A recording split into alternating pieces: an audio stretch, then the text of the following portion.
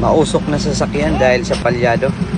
Tara mga bossing, samahan nyo ko, i-check natin Hyundai Star X. Ayan, share ko na rin paano i-check yung mga nozzle mga bossing. Ayan, yan mga bossing ng nozzle, yung linya na yan, gamit na kayo D7, tapos buksan nyo. Pag hindi pumalag mga bossing, ibig sabihin yun yung sira.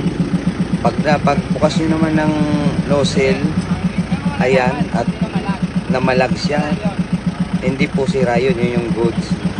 Ayan mga bossing. Ayan, dito nga ay binuksan natin yung number 3. Dito ko na pansin na sira talaga yung number 3 dahil pagbukas dito mga bossing ay hindi siya namalag. Ayan, kung ano yung minor niya, pagbukas ko yung pa rin ang minor niya, hindi siya bumaba, hindi siya tumaas. Ayan, ayan mga bossing, kung mapapansin nyo, pag binubuksan nyo talagang pag goods yung nozzle nyo, pagbukas nyo dapat mamamalag po yan, yung parang mamamatay. Kaya ayan, kaya yung sakyan niya, yung under niya parang tunog aeroplano mga bossing. Ayan, helicopter, napakaingay. Ngayon ayan mga bossing, yan. Okay. Okay, number 1.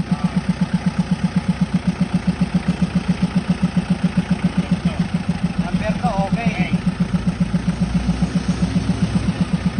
Ayan, nagbabago. Itong isa. Ayaw magbago. Ayan.